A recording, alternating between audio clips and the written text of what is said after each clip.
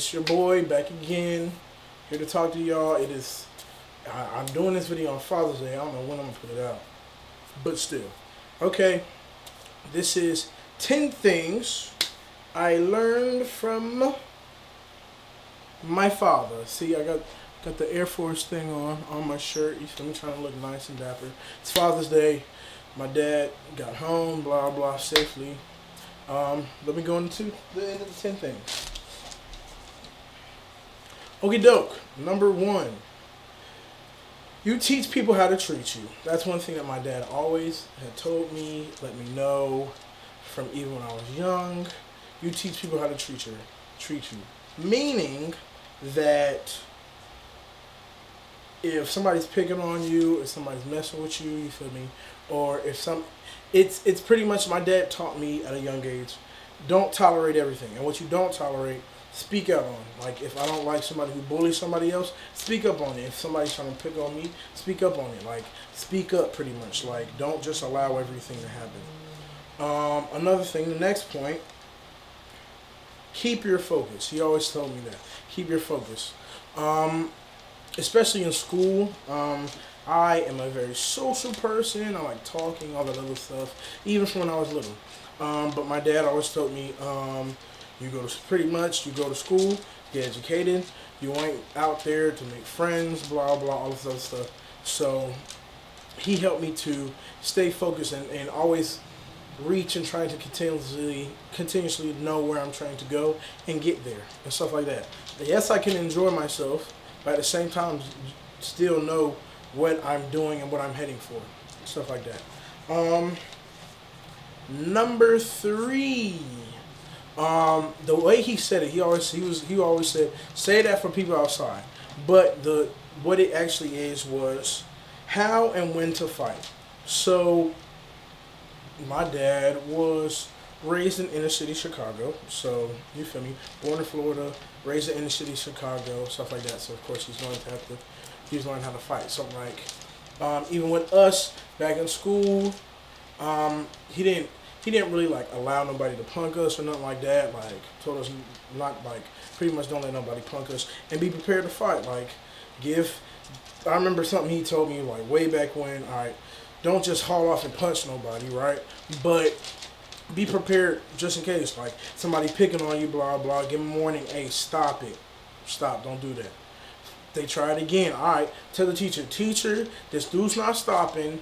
If you don't stop, like, pretty much, like, be honest, like, if you don't stop, blah blah, such and such. But even after the teacher says it, and he don't stop, then all right, boo, like deal with it, handle your business, blah blah, such and such. I got in one fight in school. I wasn't out for very long, and thus and so. It was for a dumb reason, blah blah. But I'm still here to this day, and I ain't get no black eye or nothing like that. So I thank my father for teaching me how to fight and when to fight, not just to be always aggressive and ready to hit. Like, my father, I know, and I can tell he loves people. So me as his son, I try to always do the same. But at the same time, watch out, because I'm prepared for anything. I ain't no softie. These fitter boys ain't no softies. Alright, so number 4. Family is important. Treat them that way. Another thing, growing up, my dad literally almost never let me make fun or pick on my siblings, ever. So, like, even when he found us or heard us making jokes on each other, he would tell us to stop immediately, say something nice to your sister, say something nice to your brother. So, because he knows pretty much the value of words, you feel me? The value of words, and also how close we were with family. I'm getting ahead of myself. How my family has been so close to me that, like, we don't fight, we don't pick on each other, we don't do thus and so, and that's kind of helped our relationship sustain. So, like, you'll never really hear me making fun of my brother or making fun of my sister, and I definitely won't let nobody else do it neither. So even with that said, like, my dad always trying to distill and allowed me to know and reminded me that family is important. You feel me? He has two brothers. He has two brothers and sisters, but he has family. He has siblings, and he treats them right, and they treat him right. You feel me? And they have solid relationships. So he always wanted to make sure that me and my siblings had solid relationships. This is number 5, the one I was starting to talk on. Words can hurt. Use them wisely. But back to what I was saying before, too early.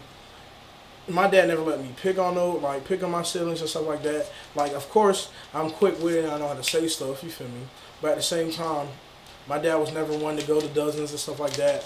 He never picked on me or nothing like that. He never I never seen him do anything to really make fun of anybody. Like, yes, he jokes, but he'll joke on himself before he jokes with joke on me or my family or my mom or anything like that. So like, all his words were always to always speak life and stuff like that. Even when I was getting lectures and stuff like that, it was still it was still it was tough to hear, but it was it was always wrapped in love, and it was always something that kept me going and had me knowing like he still loved me. You feel me? Even when they were like tough and stuff like that, but he had taught me to understand the power of words and stuff like that. At a young age, so he didn't just let me say anything. I wasn't allowed to cuss. My daddy don't cuss and stuff like that. But it's like words have power. He allowed me to know, taught me to know that words have power. Number 6, take care and keep up with your things. So he's been telling me that forever. Like, I have a toy would break. I can't get no new toy like off bat, but it's like, and of course he always provided, continuously provided all the time. But it's like the things you have to be responsible with them. Like, don't just frivolously if you got a car, especially with my car, my dad always hits me up. You take care of that car, blah blah. You got this done, blah blah, stuff like that. Trying to make sure that I keep up with the stuff that I had. If I broke stuff, I know I would hear about it, get lectured about it. So I try my best to always keep things in good condition, good working condition. But yeah, that's something that he still gets on me to this day, and only because I need to hear it. Number 7. Pretty much like I wrote it on here, but I'm trying to say it better. Pretty much he spoke to me about the man issue, the issues that we have as men, you feel me? And the things that we struggle with, like lust, women, and stuff like that. Especially even in my, like, even as just a man, but even the stuff that my family personally has dealt with and stuff like that. So he always, even when we were young, when he realized like we were liking girls and all this other stuff, he talked to us about it. You feel me? He talked to us about it. He was transparent with the issues that he had and stuff like that, and he just kept it real. So it's like him talking to us about it and making sure that I'm checking myself, and him saying that he was checking himself and stuff like that, always has kept me to make sure that I'm checking myself and I'm doing right, even when it comes to like dealing with lust and wanting and women and stuff like that. So like that's something that he keeps up and checks on me for, and checks on himself, and I can tell he's a man that checks on himself, which is huge. 8. You have responsibilities. Pretty much, you have responsibilities. So be responsible. Like my dad taught me to be responsible. Like just even in small ways. Like me. He talked to me as a big brother. Hey, you're a big brother. Stuff you say is going to affect people. Stuff you do is going to affect people. Your little brothers and sisters are going to be looking at you and stuff like that. And he just kept and tried to make sure that I'm always responsible and stuff like that. And like even with him, like a lot of the times, like I know he might have wanted to like spend time with his family or do this and thus and so, but he was always responsible. So he was that solid example of responsibility and a person being responsible consistently through my life. Like Yes, he would have to go away sometimes, and we would do this and stuff for his job. But it's like I have a responsibility as a father to provide, and I have to continuously do this, and then I have to come back and make sure my family's all right, and make sure and check my relationships with my family. So it's like he had to and continuously always was responsible and make sure that I was responsible for myself. Like even when I was making bad grades, hey Sonny, keep these grades up. That's the only few things you got right now to deal with. Keep your grades up. All right, yes sir. You feel me? Sometimes he got on me harder than that, but I needed it. So it's like he always instilled being responsible in me. Number 9, and this one's a big one because it kind of breeded a confidence in me, even when I didn't feel it. A confidence and the knowledge of who I was. Um,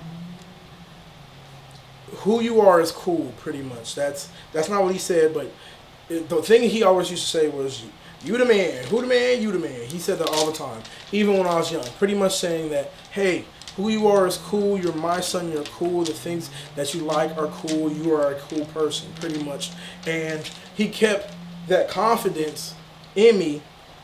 He kept that confidence in me to even hold on to and know who I am, and not trying to be nobody else. Like I'm not trying to be nobody extra. I'm not trying to be fake or be nobody else. Like, hey, who you are literally is cool enough.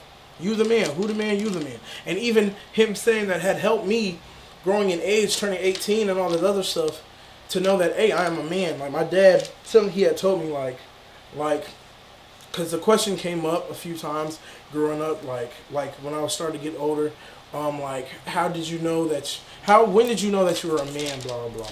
And then a few people had said, oh, my dad told me, and blah, blah. And then I asked my dad, like that stuff. He was like, son, I thought you was a man at like 16. You're responsible, stuff like that. You're trying to get stuff done. And I was like, thanks, pops. You feel me? Like he fed him, like he fed me spiritually, and to get me to in that knowledge of knowing myself and being cool with who I am, and knowing that I'm a man, like I'm a grown man, like, you feel me? And even to the point where like he made sure that I made sure that other people knew that I was a man. You feel me? So it's like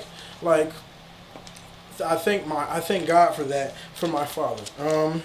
The last thing, which is a big thing, it's a big thing, and it's stuff that like he tells me all the time. Like it's like a dual thing, right? The world measures brain, body, and bread. He didn't say all those things. I kind of just tried to do triple B. That was me. Pretty much your mental, your smarts, your physical appearance, and your wealth, pretty much. And then, but he said he pretty much distilled this. And I put God's better. God's better than all of that. So even throughout my entire life, yes, I want to be smart. I want to be physically fit. Like he always tried to keep me to be physically fit. Always wanted me to be smart and educated, and always wanted me to save and spend money right. But at the same time, the thing that came first all the time with my father was God. Your relationship with God. Have a relationship with God. Treat people right. Thus and so. And that was the main thing that that was consistent in my life all the time. Hey, son, know God for yourself. Have a relationship with God. Pursue a relationship with God, because He gonna help you with all that other stuff. He will help you with all that other stuff that the world measures. But if you ain't got this first, God first, it's all that other stuff gonna be harder to do. You feel me?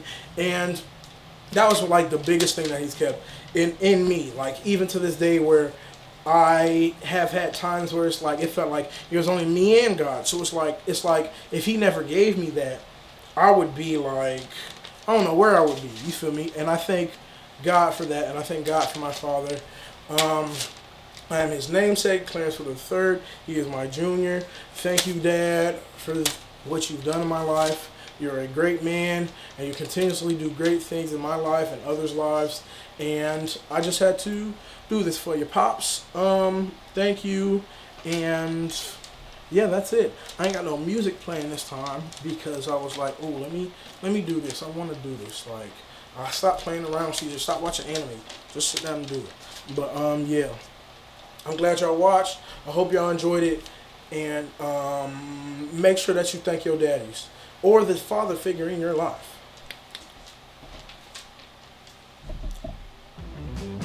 Oh.